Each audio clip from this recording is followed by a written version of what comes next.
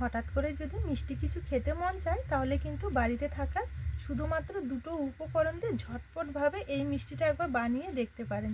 খেতে ভীষণ ভালো লাগবে, একদম নরম তুলতুলে আর রসালো একটা মিষ্টি। কোনো রকমের দুধ ছানা কাটানোর ঝামেলা ছাড়াই এই মিষ্টিটা হাতের কাছে থাকা দুটো উপকরণ দিয়ে ঝটপটভাবে বানিয়ে নিতে পারবেন। খেতে তো দারুণ লাগে, বাড়িতে এমন কেউ বাদ থাকবে না যে এই মিষ্টিটা খেতে পছন্দ করবে না। কতটা নরম তুলতুলে রসালো দেখুন, মুখে দিতেই যেন মিলিয়ে যাবে। কতটা নরম তুলতুলে আর স্পঞ্জি হয়েছে। এইভাবে যদি একবার মিষ্টি বাড়িতে তৈরি করে খেয়েছেন তাহলে কথা দিচ্ছি আর দোকান থেকে কিনে খেতে হবে না। বাড়িতেই খুব সুন্দরভাবে মিষ্টি আপনারা বানিয়ে নিতে পারবেন, তাও আবার পুরো দোকানের মতো হবে খেতে। নমস্কার বন্ধুরা, নতুন পর্ব দেখার জন্য আপনাদের সকলকে জানাই স্বাগত কাজলি ভিলেজ ফুড রান্নাঘরে। প্রতিদিনের মতো আজকে আবারও নতুন একটা মিষ্টি রেসিপি নিয়ে চলে এসেছি। আজকে কোনো রকমের দুধ জাল দেওয়ার ঝামেলা বা ছানা কাটানোর ঝামেলা ছাড়াই হাতের কাছে থাকা দুটো উপকরণ দিয়ে একদম নরম তুলতুলে রসালো নতুন একটা মিষ্টি বানিয়ে দেখাবো। আশা করছি আপনাদের অনেক বেশি ভালো লাগবে। হঠাৎ করে মিষ্টি কিছু খেতে মন চাইলে বাড়িতে থাকা দুটি উপকরণেই কিন্তু আপনারা ঝটপটভাবে বানিয়ে নিতে পারবেন। খেতে হবে নরম তুলতুলে রসালো। তাহলে চলুন দেখে নেওয়া যাক আজকের মিষ্টি রেসিপি। আমার চ্যানেলে নতুন বন্ধু হয়ে থাকলে সবার আগে চ্যানেলটি সাবস্ক্রাইব করে নেবেন আর পাশে থাকা বেল আইকনটি অবশ্যই ক্লিক করবেন যাতে সবার আগে নতুন ভিডিওগুলো আপনাদের কাছে পৌঁছে যায়। আর যারা ফেসবুক পেজ থেকে দেখছেন পেজটাও অবশ্যই একবার ফলো। মিষ্টি বানানোর জন্য সবার প্রথমে একটা ডো মেখে নেব। তার জন্য এখানে একটা বড় বাটি নিয়ে এবারে বাটির মধ্যে নিয়ে নেব এই ছোট বাটি মেপে ভর্তি ভর্তি এক বাটি আটা। আজকের মিষ্টিগুলো তৈরি করব আমি আটা দিয়ে, দেখবেন খেতে কিন্তু দারুণ হবে, একদম নরম তুলতুলে। যেহেতু তৈরি করব আমি কোনো রকমের ছানা বা দুধ ছাড়াই, সেই কারণে এখানে নিয়েছি যে বাটি মেপে আমি আটা নিয়েছি ঠিক সেই বাটি মেপে এক বাটি আটার জন্য নিয়েছি হাফ বাটি গুঁড়ো দুধ। এই গুঁড়ো দুধটা দিলে খেতে ভালো লাগবে, মিষ্টিগুলো খুব সুন্দরভাবে তৈরি হবে আর দুধের ফ্লেভারটাও থাকবে। আর নিয়ে নেবো একটু এলাচ গুঁড়ো, এলাচের ভেতরে দানাগুলো একটু গুঁড়ো করে নিয়েছি।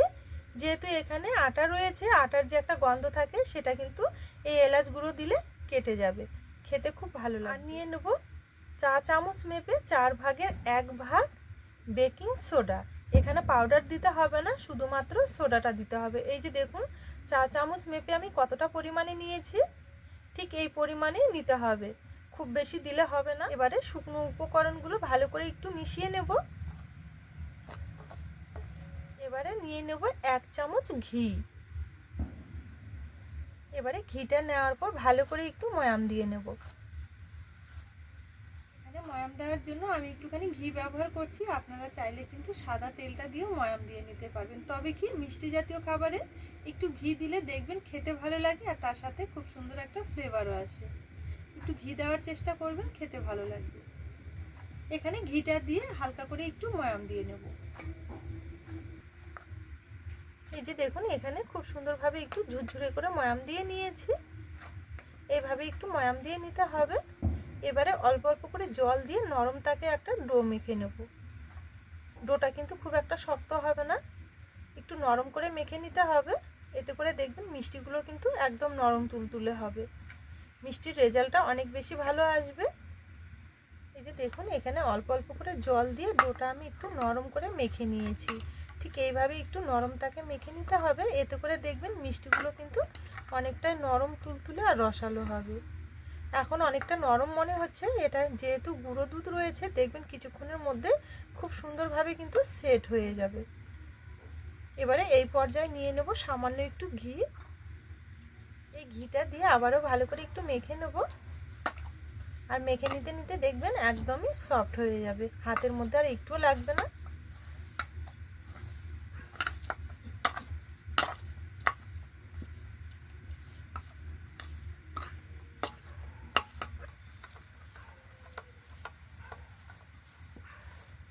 এই যে দেখুন এখানে ঘিটুকুন দিয়ে একটু মেখে নিয়েছি আর কতটা সফট হয়ে গেছে দেখুন, হাতে কিন্তু একটু আর লাগছে না।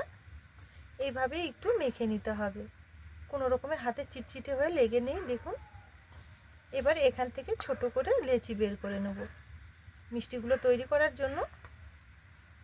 এখানে কিন্তু খুব বড় করে লেচিটা বের করে নেব না, ছোট করেই নেব, কারণ এই মিষ্টিগুলো ভেজে নেওয়ার পর দেখবেন অনেকটা বড় হবে।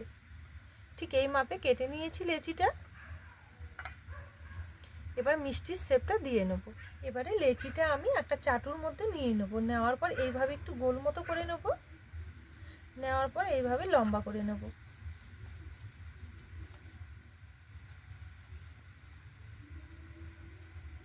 এই যে দেখুন এইভাবে একটু লম্বা মতো শেপ দিয়ে নিয়েছি। এবারে এইভাবে ঘুরিয়ে মিষ্টির শেপটা দিয়ে নেব। অনেকটা জিলেপির মতো করে তৈরি করব।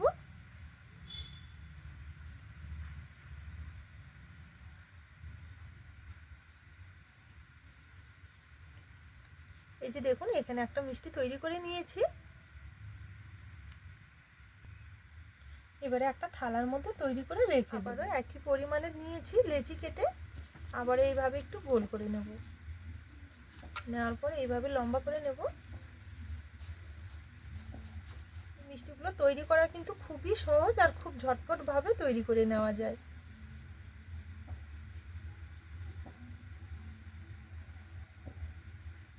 এই যে দেখুন এখানে আবারও একটা খুব সুন্দরভাবে তৈরি করে নিয়েছি। চলুন এইভাবে সম্পূর্ণ মিষ্টিগুলো আগে তৈরি করে নেব। সবগুলো আমি খুব সুন্দরভাবে তৈরি করে নিয়েছি। আর কতটা দেখতে সুন্দর হয়েছে দেখুন। এখানে বেশ অনেকগুলো তৈরি করে নিয়েছি। এবারে চলুন এগুলো ভেজে নেব। ভেজে নেওয়ার জন্য উনুন জ্বালে একটা কড়াই বসিয়ে নিয়েছি। কড়াই নিয়ে নেব কিছুটা সাদা তেল। মিষ্টিগুলো ছেড়ে দেওয়ার সময় তেলটা কিন্তু খুব বেশি গরম করা যাবে না, ঠিক এইরকম গরম রাখতে হবে। এবারে মিষ্টিগুলো একটা একটা করে ছেড়ে দেব।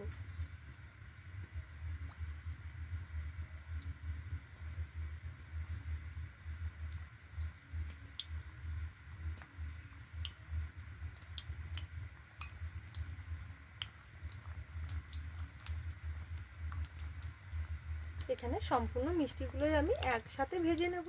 এই মিষ্টিগুলো দেখবেন যখন ভাজা হবে হালকা হালকা করে দেখুন তেলের উপর ফেনা ফেনা হয়ে উঠছে।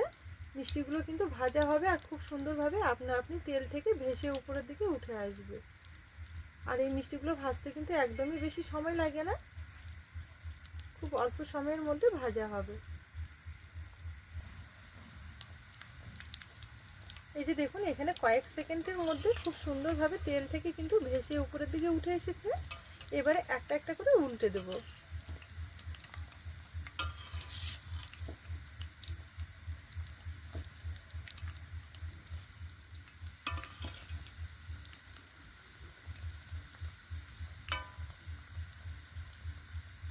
হালকা আছে মিষ্টিগুলোকে ভেজে নিতে হবে।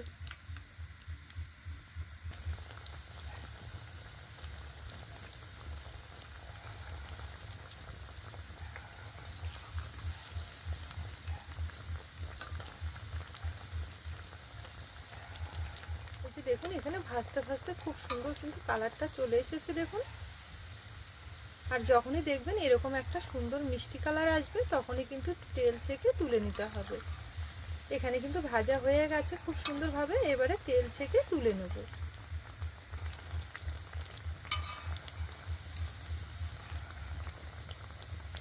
কত সুন্দর কালারটা চলে এসেছে।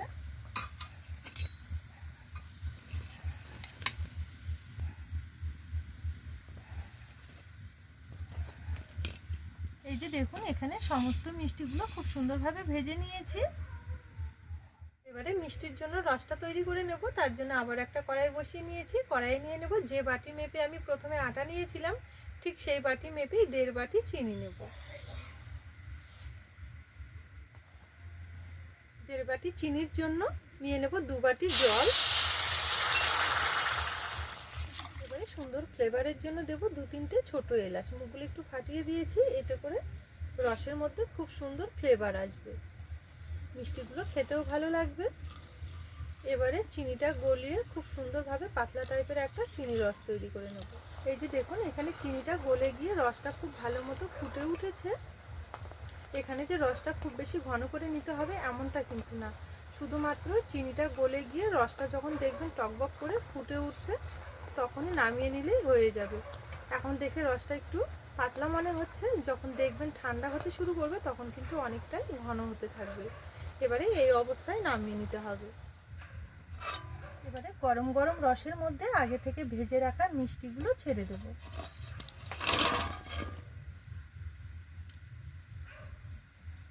মিষ্টিগুলো ছেড়ে দেওয়ার পর এইভাবে একটু নেড়ে চেড়ে নেব।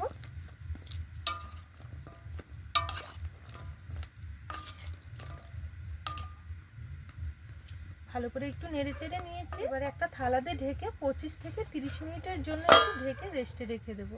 এতে করে দেখবেন মিষ্টিগুলো অনেকটাই কিন্তু নরম তুলতুলে হয়ে যাবে। এখানে মিষ্টিগুলো আমি প্রায় 20 থেকে 25 মিনিটের জন্য একটু থালাতে ঢেকে রেস্টে রেখে দিয়েছিলাম। এবার ঢাকা তুলে দেখে নেব। এই যে দেখুন এখানে 20 থেকে 25 মিনিটের মধ্যে দেখুন মিষ্টিগুলো কতটা রস সোপ করে নিয়েছে আর কতটা সুন্দর হয়েছে দেখতে। দেখুন একদম নরম তুলতুলে আর ফুলকো ফুলকো, সাইজে কতটা বড় হয়ে গেছে। দেখুন কত ছোট ছোট তৈরি করেছিলাম। আমি একটা মিষ্টি আপনাদের হাত দিয়ে তুলে দেখাবো। দেখুন এই যে দেখুন কতটা নরম তুলতুলে আর রসালো হয়েছে।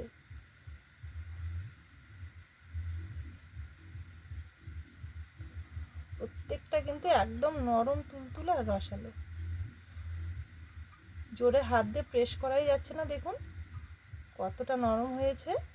এবারে এগুলো একটা থালার মধ্যে তুলে নেব। হঠাৎ করে মিষ্টি কিছু খেতে মন চাইলে ঝটপট এই মিষ্টিটা বানিয়ে খেতে পারবেন। বানানো তো জলের মতো সহজ আর খেতে কিন্তু অসাধারণ। এই যে দেখুন এখানে সম্পূর্ণ মিষ্টিগুলো খুব সুন্দরভাবে একটা থালার মধ্যে তুলে নিয়েছি আর পুরো এক থালা হয়ে গেছে। দেখুন একদম নরম তুলতুলে আর রসালো দারুণ একটা মিষ্টি, খেতে কিন্তু ভীষণ ভালো লাগে। একবার অবশ্যই আপনারা বাড়িতে ট্রাই করবেন, কথা দিচ্ছি আপনাদের অনেক বেশি ভালো লাগবে। কতটা নরম তুলতুলে আর রসালো হয়েছে দেখুন, মুখে দিতেই মিষ্টিগুলো মিলিয়ে যাবে। তো বন্ধুরা আজকের ছানা বা দুধ ছাড়াই এই মিষ্টিটা আপনাদের কেমন লেগেছে অবশ্যই কিন্তু একটা কমেন্ট করে জানাবেন। পুরো ভিডিও দেখে রেসিপি যদি ভালো লেগে থাকে তাহলে চ্যানেলটি ফলো করে আমার পাশে থাকবেন। আজকের জন্য রেসিপি এখানেই শেষ করলাম। আপনারা ভালো থাকবেন, সুস্থ থাকবেন, দেখা হবে পরের রেসিপির সাথে।